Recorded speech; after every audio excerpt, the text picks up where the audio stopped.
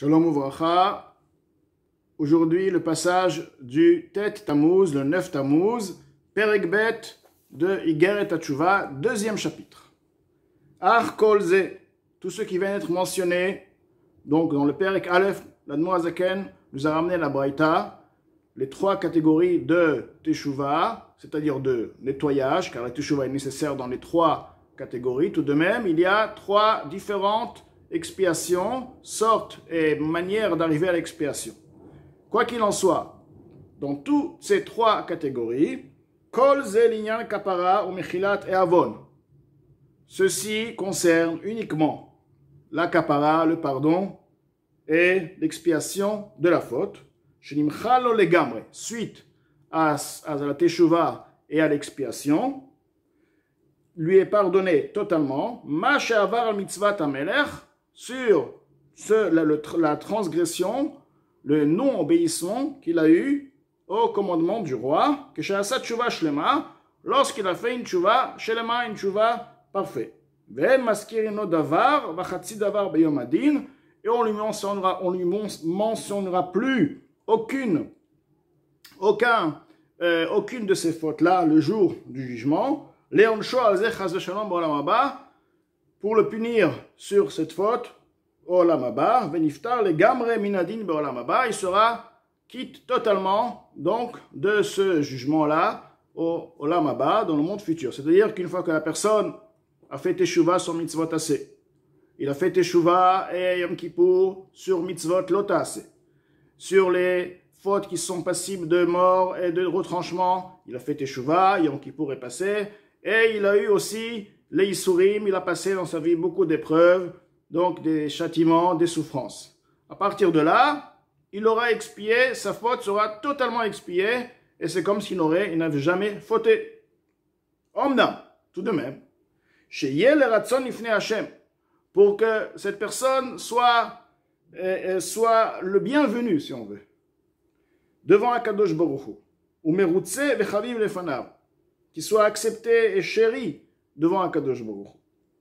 Que kodem achet, comme avant la faute, liot nachat ruach lekono me avodato, que Dieu puisse avoir une satisfaction, un plaisir de par le service de la personne.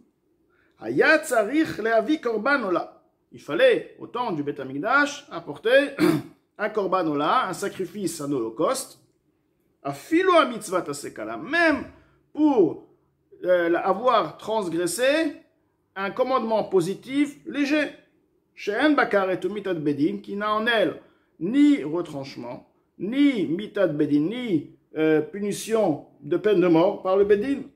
Comme nos maîtres de mémoire bénie ont expliqué, ont commenté, Betorat Kohanim, al pasuk sur le verset, Benir tzalo, et lui sera expié, pardonné. Donc, Nirtza vient du mot Ratzon, comme on dit Hallel Nirtza, d'accord, dans le Seder. Ratzon, ce qui veut dire, Akadosh Baruch Hu accepte, il y a la volonté, Akadosh Baruch Hu a la volonté, le désir de recevoir, il attend impatiemment le service et la mitzvah, le rapprochement de la personne. Donc, pour que Akadosh Baruch Hu ait cette envie et ce désir, ce plaisir, il fallait amener un korban ola, car le fait d'avoir transgressé, de ne pas avoir exécuté l'ordre d'Akadosh Baruch Hu, ça fait un froid, si on veut. Un froid, c'est vrai, bon, la teshuva, tout est passé, tout est classé. Tout de même, il y a un petit froid.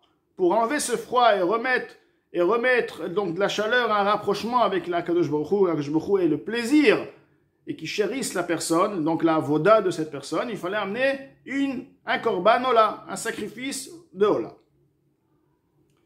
Le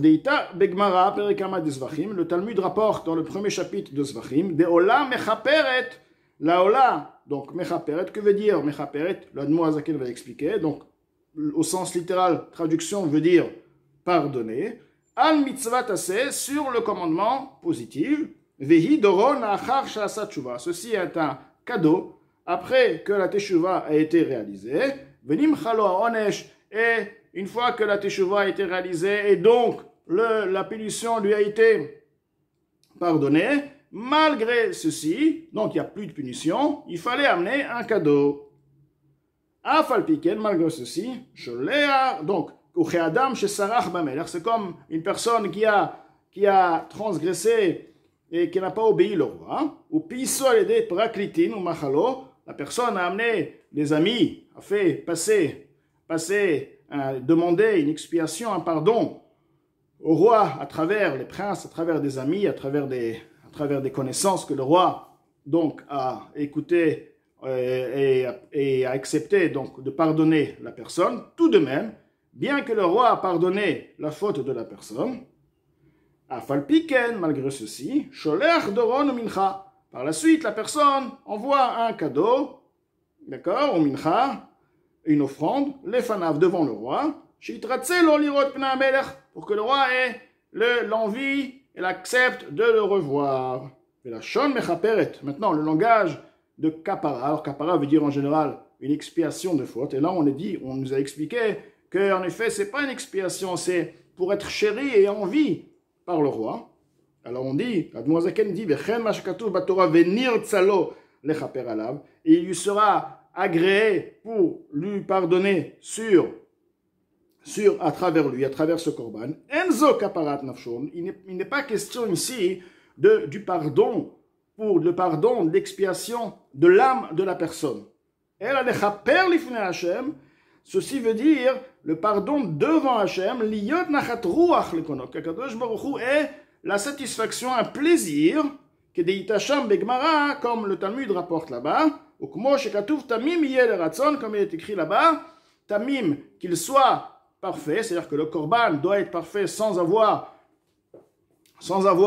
aucun manque, aucun moum. Tout de même, la Torah nous dit qu'il y ait les ratzon pour que ce soit pour la volonté, qu'il y ait ici une volonté de Parakadosh Baruch Hu. Donc on explique bien que le sujet du korban ici est non pas pour expier la faute, car la faute, elle est expiée, il n'y a plus de problème, il n'y a plus de faute. Tout de même, maintenant, pour que la personne soit acceptée et soit proche du roi et que le roi désire et renoue les liens d'amitié avec cette personne, donc là on parle d'une amitié. Donc c'est plus le pardon, c'est l'amitié, revenir comme avant la faute, l'amitié. Donc effectivement, il fallait amener un korban, un cadeau. Maintenant, ve'arshav, aujourd'hui, alors la personne a fait teshuva, il n'y a pas de Beit HaMikdash. La personne a fait une teshuva, il a été donc pardonné totalement. Comment renouer l'amitié avec HaKadosh Baruch Hu? She'enanu korban, nous n'avons pas de sacrifice. Le'afik ratzon me'Hashem, pour extraire une volonté et réveiller en Hachem une volonté. A ta'anit ou même comme korban. Alors, le ta'anit, le jeûne remplace le sacrifice. Comment chez Katouf Begmara, comme il est écrit dans le Talmud, Sheye me'ut chelbi vedami, shenitmaet, que mon sang, la réduction de mon sang, la réduction de mon chelev, de ma graisse, que ilou ikravti lefanecha, soit considéré comme si je t'ai approché une offrande, un animal, ou dont cet animal, lorsqu'il était donc sacrifié, donc le sang a été donc aspergé sur le misbéach, et la graisse, partie de la graisse, a été donc brûlée sur le misbéach. Donc mon corps fasse office de korban, comment? Par le fait de ne pas manger. Ceci va réduire le sang de la personne, va réduire la graisse de la personne. Ceci sera considéré comme un korban. Donc les jeunes aujourd'hui, les jeunes en question vont renouer, c'est un korban, c'est une offrande, vont renouer, d'ailleurs korban vient du mot kirouv, rapprochement, vont renouer le lien entre la personne et HaKadosh Baruch Hu. C'est pourquoi nous trouvons des grands tzadikim, des Tanaïm, ceux qui ont écrit la Mishnah, Emoraïm, les Emoraïtes, le Talmud, ceux qui ont écrit les rabbins, les tzadikim, les sages du Talmud, Shal Davar Kal, que pour une chose légère, Hayou Mitanim Tanyot Arbe, il réalisait de nombreux jeûnes, Arbe Meo, de nombreux jeûnes, comme Rabbi Lazar ben Azaria, par exemple, Rabbi Lazar, le fils de Azaria, Shaya Matir permettait, il permettait à ce qu'une vache puisse sortir avec une lanière entre ses cornes Shabbat. Alors que là, il y a une mitzvah Shabbat, que l'animal aussi repose. Rabbi Elazar ben Azariah permettait à ce que l'animal puisse sortir sortir donc dans le domaine public, avec une lanière par-dessus, attachée à ses cornes. Chachamim, eux, interdisaient. Donc il y avait une discussion entre Chachamim et Rabbi Elazar ben Azariah. Une fois, la vache de son ami est sortie Shabbat avec une corde, avec une lanière sur ses cornes. Velo michaba, et il n'a pas riposté, il n'a rien dit.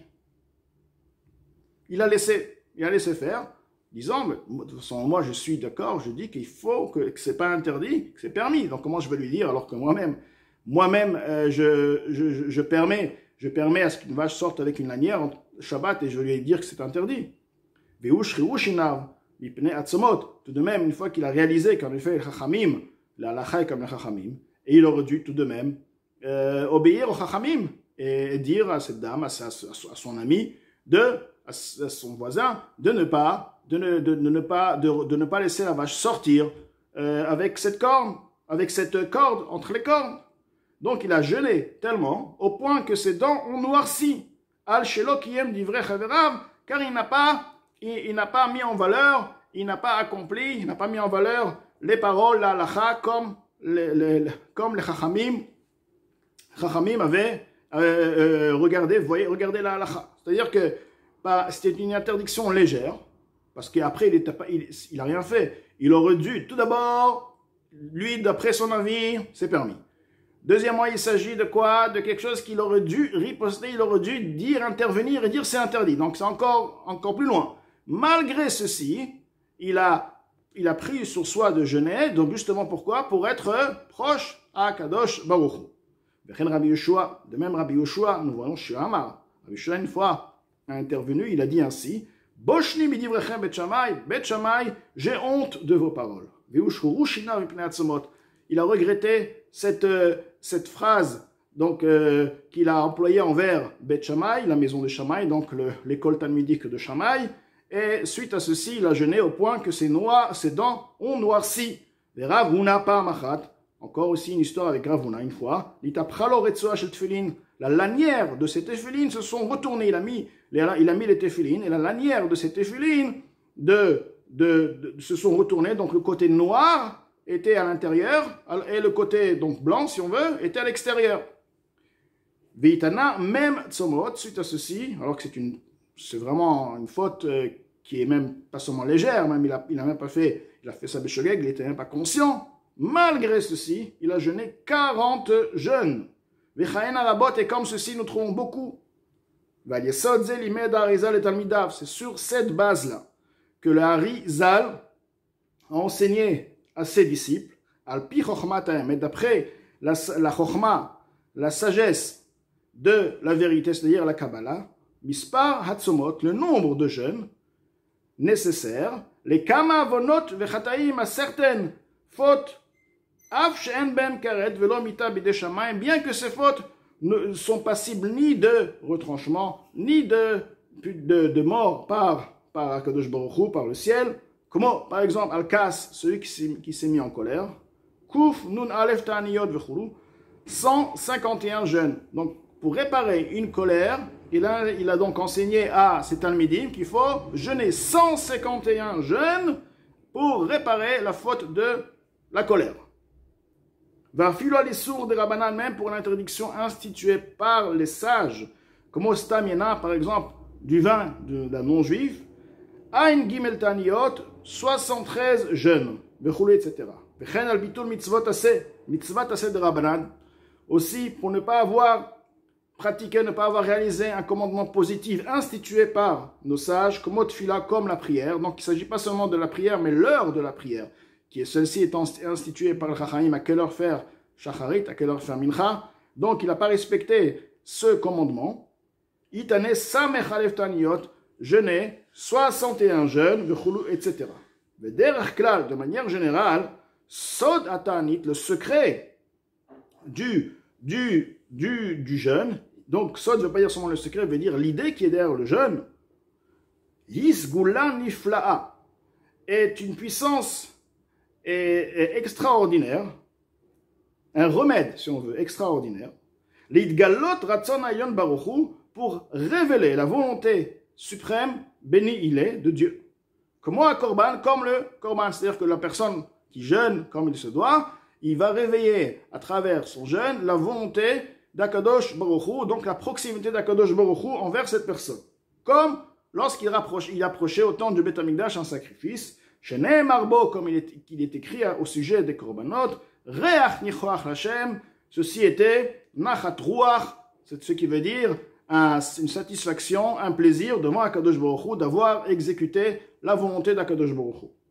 Ou comme il est écrit dans Yeshaya, Alazet Tikra Tzom B'Yom Ratzon Hashem, est-ce que en ceci tu pourras considérer comme un jour de jeûne, un jour de volonté à Dieu? Miklal, de là tu apprends, chez Tzom Hanirtza ou Yom Ratzon, que lorsqu'un jeûne se fait convenablement, à partir de là, ce jour-là, le séjour de jeûne, est un jour de volonté. Donc, dans le deuxième chapitre, le Admour Hazaken nous explique qu'il y a, à part l'expiement de la faute, la réparation totale de la faute, il y a encore ce qu'on appelle Ratzon, réveiller l'envie d'Akadosh Baruch Hu d'être à proximité et de chérir la personne. À partir de là, la Torah et un mitzvot qui sera faite par cette personne sera reçue par Akadosh Baruch Hu avec amour et avec plaisir. Et pour ceci, il fallait amener un korban, un sacrifice. Aujourd'hui, nous n'avons pas de sacrifice, donc il y a ce qu'on appelle le sacrifice du corps même, qui se fait à travers le jeûne.